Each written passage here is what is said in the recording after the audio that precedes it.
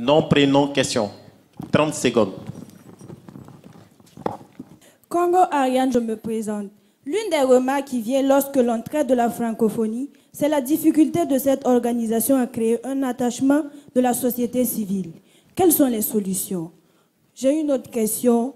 La francophonie semble être parfois décriée comme un héritage du monde colonial. Dispose-t-elle d'un futur? Bonsoir, mon nom c'est Thiombiano Madeleine. En tant qu'ex-colonie française, nous savons tous que nous ne comprenons que le français. Et sur le marché de l'emploi, souvent si tu ne comprends que le français, tu n'as pas de chance. Mais pour cela, il faudrait que la France nous montre sa bonne foi, parce que depuis lors, elle n'a toujours été que de mauvaise foi avec nous. Donc j'aimerais savoir, monsieur, à vous, j'aimerais savoir quand vous aurez l'occasion, si le destin vous permet d'être au pouvoir. En plus même du moment où vous êtes à l'Assemblée, est-ce que vous comptez, ou bien nous avons des chances que vous annulez les traités que nos parents ont signés sur un état de nécessité? Parce qu'après des années d'exploitation et de souffrance, ils étaient prêts à tous les accords, quitte à avoir une nuit tranquille et une matinée claire. Et ils ont signé des accords qui aujourd'hui...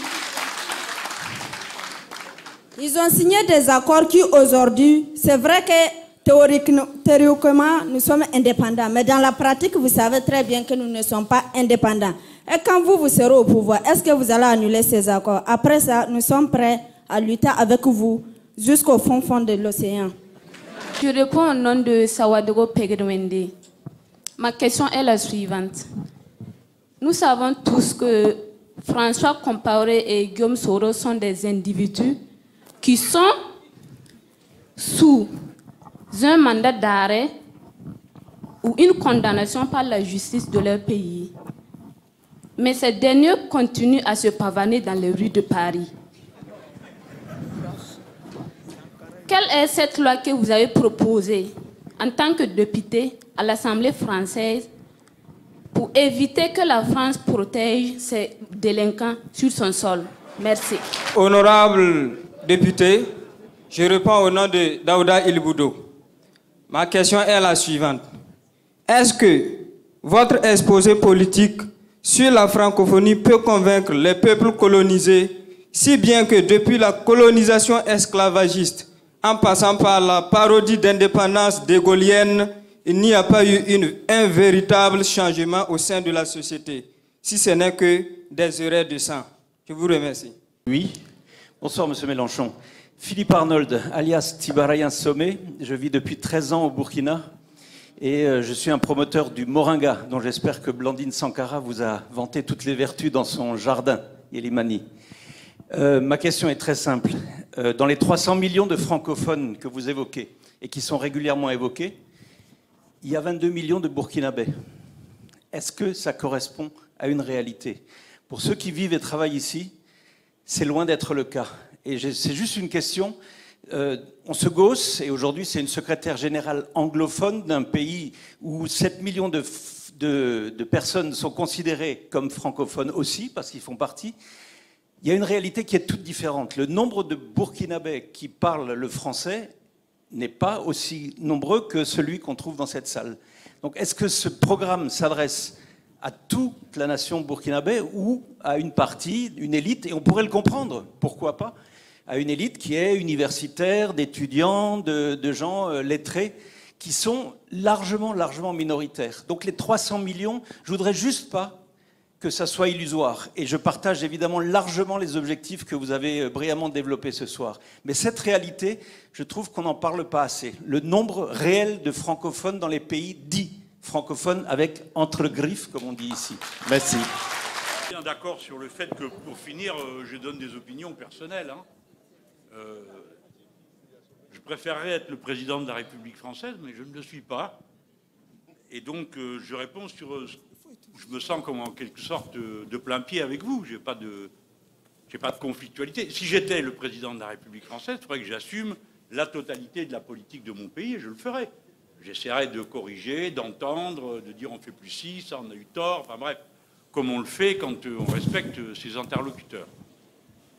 Alors, je tenais quand même à mettre cette chose-là au point, parce que sinon on ne se comprend plus. À la fin, je ne vais pas, venant ici, payer pour tous les autres. Hein. Surtout que chez moi, je les combats. Alors, à la fin, si c'est pour me retrouver ici à m'entendre reprocher ce que font ceux que je combats, c'est un peu douloureux, vous le comprenez. Mais ça fait partie de ce que j'ai à faire. Vous avez tout à fait raison quand vous dites, sur la langue commune, il faut qu'il y ait des causes d'attachement de la société, on dit civile pour dire tous ceux qui ne sont pas des officiels. Hein, je comprends comme ça le message. De la société à cette langue. Ben, vous avez 1 million de fois raison. Une langue qui n'existerait que comme un code, et c'est la dernière question qui a été posée, fonctionne, hein, ben, elle est condamnée à mort. Il n'est même pas la peine d'en discuter. Au bout d'un moment, elle disparaît. Je peux vous donner un exemple de ça. Une fois, bon, alors après, je vous ai dit, hein, j'aime bien mon pays, donc bon, je suis comme tout le monde. Hein, quand on m'en dit du bien, je suis content. Je me trouvais à Addis Abeba. Et on me dit, viens, on va visiter la gare SNCF. Pourquoi pas? Après, on m'explique que la gare et le directeur de la gare a une place particulière dans la hiérarchie de l'époque. Hein. C'était un peu après la fin, disons 4-5 ans après la fin d'Haïlé Mariam Mengistu. Et donc, il y avait le nouveau pouvoir en place. Alors, je rentre dans cette gare. D'abord, elle avait un air terriblement familier, parce que c'est les Français qui l'avaient construit. Et les Français, vous savez comment c'est, enfin à l'époque. Hein. Donc, il y avait un prix du concours administratif de la construction d'une gare, et celui qui gagnait, on a la même gare partout. Donc, il y avait là la gare à Addis Abeba, qui se trouve être la gare de Lons-le-Saunier, dans le Jura, que je connais, puisque j'y habitais. J'étais assez surpris. Et puis, au bout d'un moment, on me dit, mais vous savez, monsieur Mélenchon, ici, nous parlons tous français. Comme j'étais fier. Tout le monde parlait français. Alors, ceux qui réparaient les machines, ça faisait partie du concours de recrutement. Et je suis ressorti extrêmement satisfait, en me disant, bah, c'est bien, on a une langue en commun. Et un de mes bons camarades m'a dit, t'as rien compris. T'as rien compris, tu comprends pas quel est l'enjeu social. C'est que, pour pouvoir être employé à la SNCF, il faut parler français. Et donc, pour parler français, il faut que déjà, dans ta famille, on y parle français, parce que les gens du commun, ils ne parlent pas français. Donc la langue était devenue, en quelque sorte, le moyen d'un privilège, on va dire, parce que ce n'était pas des prébendiers, c'est des gens qui faisaient un travail concret et réel. Donc vous avez tout à fait raison de signaler qu'on ne peut pas parler d'une langue sans son usage social, et qu'il n'y a pas d'expansion de cette langue si elle ne correspond pas à un intérêt général dans la société. Donc je suis complètement d'accord avec ce que vous dites. Et vous avez raison de dire que le chiffre que l'on donne de 300 millions, comme celui de 700 millions, ils ne sont pas garantis, ces deux chiffres. Bon, pourquoi? Parce qu'il y a d'autres évaluations, moindres, et certains en donnent plus. Mais je crois que c'est plutôt les moindres qui ont raison. Parce que progressivement, l'usage de la langue commune se perd. Pour la raison, il y a plusieurs raisons. La première, c'est la destruction des systèmes d'éducation, y compris là où l'on enseignait en français, où c'est la langue officielle, il y a 39 États comme ça. Donc, comme dans tous ces pays, on a appliqué les politiques néolibérales, il y a moins d'enseignement, donc moins de connaissances de la langue commune, etc. Sans que ce soit pour autant un grand progrès de la langue locale que cette amputation. Mais en tout cas, c'est comme ça. Première raison et non des moindres. Il y en a d'autres qui interviennent, mais qui ont toute une origine sociale. Les Français ne font pas grand-chose, enfin, font ce qu'ils peuvent, mais les budgets vont réduisant, les instituts français sont d'accès de plus en plus difficiles. Et puis, deuxième raison, parce que vous me dites, est-ce que c'est une langue qui est réservée à une élite? Comprenez la singularité de ma position. C'est que les tarifs universitaires que pratique mon pays et les méthodes d'attribution du visa condamnent la langue commune à l'étiolement. Parce que si vous rendez le principal avantage d'une langue commune, c'est la mobilité qu'elle contient. Non seulement dans les œuvres d'art, les choses qu'on consulte, mais aussi le fait de pouvoir aller soi-même. On a pris une décision lamentable et insultante, africaine. Parce qu'avoir augmenté les frais d'inscription comme on l'a fait, doublé d'une politique de restriction des visas aussi absurde que celle qui est faite, le résultat, voilà, nous l'avons sous les yeux. Moins de gens formés dans notre langue et j'ajoute que ça correspond du coup à une déqualification des élites qui la parlent. Parce que moins il y a de gens qui parlent la langue commune, moins ceux qui la parlent y ont un intérêt et y voient attacher des possibilités qu'ils avaient jusque-là. C'est pourquoi je parle par exemple de la revue scientifique. Il y a plein de gens qui me disent, qu'est-ce que tu viens nous chercher avec ça? Je viens juste vous chercher que si vous ne pouvez figurer que dans des revues anglophones, ben à quoi bon parler français? À quoi bon parler la langue commune? Je veux dire, moi aussi, je veux bien apprendre à parler une autre langue. Je parle l'espagnol couramment. Quand j'étais gamin, on m'a fait apprendre le latin. Ça sert à rien, parce qu'on dit que c'est une langue morte. Enfin bon, loqueris latine, à qui je peux dire ça? À personne. Hein, bon. Donc, les conditions sociales de la propagation de la langue commune reculent. Question, pourquoi? C'est pourquoi je vous disais tout à l'heure, si on le prend simplement en se disant la langue commune, c'est une arnaque des Français pour dominer les autres, bon, ben n'en parlons plus. Longue vie à la langue de l'impérialisme anglais. Parce que remplacer un impérialisme par un autre, ça nous mène nulle part. Hein. Nulle part. Moi, j'entends des gens dire « Ah, si c'est comme ça, faire venir les Chinois, mais faites. Faites, il n'y a pas de problème. » Mais en quoi tout ça me concerne? Moi, je suis contre le néolibéralisme, quelle que soit sa nationalité. Je suis contre l'accumulation et l'exploitation, quelle que soit sa nationalité, y compris qu'elle est française. Je vous le livre comme un des éléments de réflexion. Mais après, je suis un grand garçon, je ferai avec ce qu'il y a. Si personne n'en veut, eh bien, personne n'en veut. On fera autrement. Ce serait dommage. C'est ça que je veux vous dire. Alors après, vous dites des choses, je comprends, parce que l'identification à l'histoire, c'est pas moi qui vais vous la reprocher. Je m'identifie tellement à l'histoire de la Grande Révolution de 1789 que je comprends que dans d'autres pays, on en fasse autant avec les épisodes de l'histoire locale dans lesquels on se reconnaît et qui permet de faire peuple et nation. Nous autres Français, nous pouvons être Français, non pas parce que ce que raconte M. Zemmour et ses sottises, hein, mais tout simplement parce que nous avons un pacte politique qui, bien sûr, fonctionne mal, qui n'est jamais respecté, mais enfin, il est là. Liberté, égalité, fraternité. On peut mettre ça en partage avec la terre entière. C'est pourquoi la République, chez nous, est un horizon qui ne sera jamais atteint. Parce que nous opposerons toujours les principes républicains à la réalité.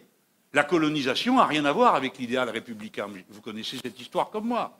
Vous savez comment elle s'est décidée. Personne n'a jamais voté la colonisation au Parlement français. Personne. La question est arrivée par surprise aux alentours des années 1890, parce qu'il s'agissait d'augmenter le budget pour payer des troupes coloniales de plus pour aller en Indochine. Alors pour la première fois, on a discuté de ce qu'on foutait là-bas. Et il y a eu une discussion terrible, si vous voulez la lire, elle est incroyable, parce que c'est là que vous voyez que l'esprit d'un peuple, il chemine par 1000 canaux. C'est Jules Ferry, monument de l'école républicaine, laïque et tout, qui dit qu'on vient apporter les lumières aux peuples inférieurs. Stupeur dans la salle. Et c'est un royaliste qui lui dit « Mais vous savez où vous êtes, vous? On est en France, ici. Pour nous, il n'y a pas de peuple supérieur et de peuple inférieur. » Donc vous voyez, ça n'aurait pas dû se passer comme ça, mais ça s'est passé. 1895, c'est Bismarck qui convoque tout le monde pour se partager l'Afrique. Ça s'est passé comme ça. Bon, alors je comprends que, naturellement, vous soyez dans la lutte de décolonisation et que vous y sentiez un ressort qui est intact, à mon avis, parce que vous n'avez pas tort. Si la colonisation, c'est un processus de domination culturelle et économique, bah, la suite, aussi longtemps que vous n'êtes pas liberté, égalité, fraternité à 100%, bah, la lutte continue, la lutte pour l'émancipation. Donc il n'y a pas pour moi quoi que ce soit de choquant, même si évidemment c'est mon pays qui colonisait. Mais mon pays, pas moi, hein. Non mais il faudrait s'en rappeler. Il y a quand même eu un mouvement ouvrier en France qui pendant des décennies s'est battu contre la colonisation. Il ne faut jamais l'oublier. C'est pas juste sinon. C'est pas juste. Nous avons mené ces luttes jusqu'au bout. Et encore maintenant, on m'a posé la question à propos des assassins de Thomas Sankara. Nous avons déposé, nous venions d'arriver, en octobre 2017, une proposition de résolution pour ouvrir toutes les archives sur les assassins de Sankara. Si je suis élu, on vous les livrera. Nous n'avons aucun intérêt à couvrir des crimes. Quel est l'intérêt pour la France? Quel est l'intérêt pour le peuple français? Qu'est-ce que ça lui donne? Qu'est-ce que ça lui rapporte? D'encourager d'autres voyous à dire de toute façon les Français vous tireront toujours d'affaire? Je ne veux pas qu'ils le croient. Je veux que tout le monde se le tienne pour dit. Ces méthodes-là appartiennent à un passé, non seulement détestable, mais grossier, inutile, qui ne nous mène nulle part. Bon, voilà, c'est dit. Alors voilà ma réponse sur ce sujet. Les assassins doivent être poursuivis et toutes les archives qui sont nécessaires à la justice burkinabé doivent lui être données. C'est la position des Insoumis. Elle n'est pas de circonstance aujourd'hui, elle est depuis le premier jour où nous avons siégé à l'Assemblée nationale, et voilà ce que nous avons fait. Après, je ne trouve pas juste de dire, mais ça vous regarde, hein, vous dites bien ce que vous voulez, la parodie d'indépendance, pardon, mais vos aînés se sont battus pour l'indépendance. Certains en sont morts. Leur mort n'était pas une parodie, c'était une lutte réelle. Thomas Sankara a continué la lutte. Et la dernière conférence internationale à laquelle il va, il dit « S'il n'y a que le Burkina qui refuse de payer la dette, vous ne me reverrez pas l'année prochaine. » Il avait raison. Il s'est battu, ce n'était pas une parodie, sa lutte. La lutte est longue. Ne nous dépressions pas. Souvent, vous savez, j'ai été dans ma folle jeunesse, je ne sais pas pourquoi on dit folle, j'étais un militant de ce qu'on appelle l'extrême gauche. Eh bien, il y avait une manière de toujours tout décrier, qui était destructrice, qui ne nous menait nulle part. Alors on dit « Ah, François Mitterrand, il n'a pas fait ci, il n'a pas fait ça, etc. » D'accord. Il a juste nationalisé le tiers de l'industrie, toutes les banques, supprimé la peine de mort, etc., etc. Mais ça ne compte pas. Alors ici aussi, pareil, on va dire, ça ne compte pas. La lutte d'indépendance. S'il n'y avait pas eu les luttes d'indépendance et l'indépendance, eh bien les colons seraient toujours là. Ils ne seraient pas partis en se disant « Tiens, on a changé d'avis, c'est plus confortable pour nous de nous en aller. » Ils seraient toujours là. Les possédants ne vous lâchent jamais. On a continué à faire payer à Haïti le prix des esclaves libérés jusqu'en 1982. C'est le gouvernement d'union de la gauche qui a annulé cette dette. Ils auraient pu y penser avant, en disant bon, « on le fait depuis le temps ». Non. Non, ils prenaient. Et ils prendront encore maintenant. Donc, la lutte pour la décolonisation, en effet, n'est pas terminée. Mais ayons l'intelligence de comprendre que dans le moment dans lequel nous sommes, les rapports coloniaux ne sont pas ceux du 19e et du 20e siècle. Que voulez-vous? La domination, elle est rentrée dans nos esprits à tous, dans nos mœurs, dans notre intimité, dans nos goûts. La colonisation, elle commence quand on forme un goût universel. Nous autres Français, on fait du vin. Alors, autrefois, c'était interdit de mettre du vin dans des cuves en aluminium. Eh bien, l'Union européenne a dit si on peut. Ah oui, mais ça n'aura pas le même goût, a-t-on dit. Eh bien, très bien, mettez des copeaux et du sucre. Il y a 40 ans, on coupait les mains des gens qui faisaient ça. Eh bien, maintenant, non, c'est légal. Pourquoi? Parce qu'il y a un goût universel. Et pareil pour toutes les nourritures. Je fais partie des gens qui ont le privilège de circuler d'un pays à l'autre, et donc de prendre des avions, tous les mêmes, et de descendre dans des hôtels, tous les mêmes, où nous mangeons tous la même chose. Tout le temps, à tous les repas, quelle que soit la latitude, quel que soit le pays, quelle que soit l'heure. Et ainsi, le nouvel impérialisme, il est entré en nous. On ne sait pas manger autre chose. Et dès qu'on nous amène autre chose, nos propres gosses regardent ça de travers, qu'est-ce que c'est pas bon, etc., etc. Vous connaissez ça, vous aussi. Et donc, si vous amenez les produits traditionnels, il faut discuter pendant 2 heures. Parce que le gamin, il préfère la vache qui rit, qui est bon, très bon, mais enfin, bon, voilà, quoi. Hein. Ou le cube, hein, plein de sel, qui va vous faire crever si vous en prenez tout le temps. Bon, pas que je me fasse des problèmes avec les multinationales, mais c'est pour dire tout ça. Voilà comment, dorénavant, la domination se fait sur nous. Donc, notre lutte, c'est pas seulement une lutte contre ceux qui exercent la domination, mais aussi contre les moyens par lesquels cette domination s'exerce, et que nous sommes partie prenante de cette domination. C'est pour ça, quand on parle de souveraineté alimentaire, en général, tout le monde m'applaudit. Bravo, formidable, quelle bonne idée. Eh bien, très bien, faites-le. J'ai vu avec... franchement, je repars d'ici, je suis glacé. J'ai vu avec notre amie Blandine Sankara et son assos. Alors, ils m'ont montré comment une terre complètement délavée, ils ont réussi à en faire quelque chose de fertile. C'est très instructif. Et moi, je suis reparti et je me suis dit, mais comment on va faire, nous? Parce qu'ici, vous avez 80% de la population qui vit à la terre, qui connaît le truc, hein, on peut parler, bon. Mais nous, on a moins de paysans que d'étudiants. Il reste 200 000 paysans en France. Ils s'en parlent tous les jours. De misère, de détresse. Parce qu'on a installé le modèle agro-industriel qu'on vous propose comme un modèle de réussite. D'ailleurs, après, on va me dire, mais monsieur Mélenchon, qu'est-ce que vous racontez? Regardez, ils sont entrés sur le marché mondial. Cette année, ils ont tant de dollars qui viennent de l'agriculture. Formidable, hurrah encore. Mais il y a l'autre colonne qu'on ne voit pas. C'est tout ce que vous ne produirez plus. Que vous ne payez pas en dollars entre vous avant. Tout ça disparaît, tout ça est détruit. Donc, combattre veut dire réhabiliter aussi ses produits, ses goûts, etc. C'est pourquoi je vous disais tout à l'heure, c'est un processus d'humanisation.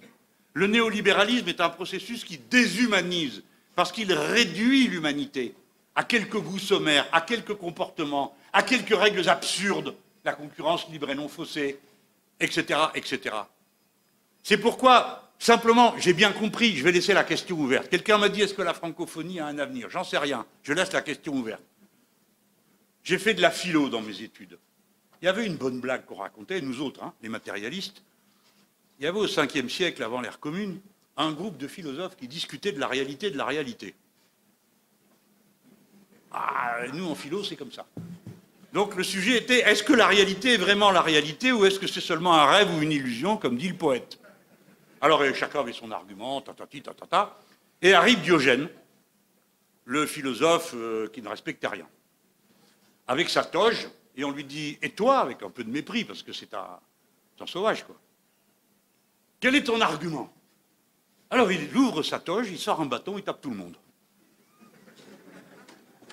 Tout le monde a donc eu une conscience aiguë de la réalité de la réalité. Il avait en quelque sorte un argument frappant.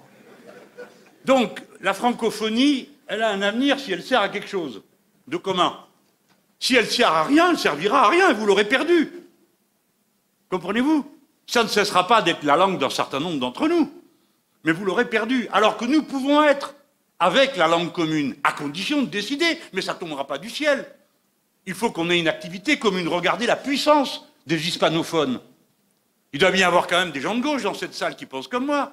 Bon, eh bien, toutes les idées de la gauche latino-américaine, qui est le seul endroit du monde où la chaîne de l'impérialisme a été rompue, pas en blabla, en réalité, dans des pires difficultés possibles, et où elle continue avec courage et héroïsme, comme c'est le cas aujourd'hui à Cuba.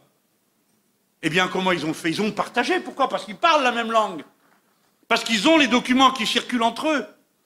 Parce qu'ils ont pu généraliser, analyser, comprendre les limites d'une expérience passée à l'autre. Ça, on ne le fait pas, c'est de la bêtise. Ça, on le fait.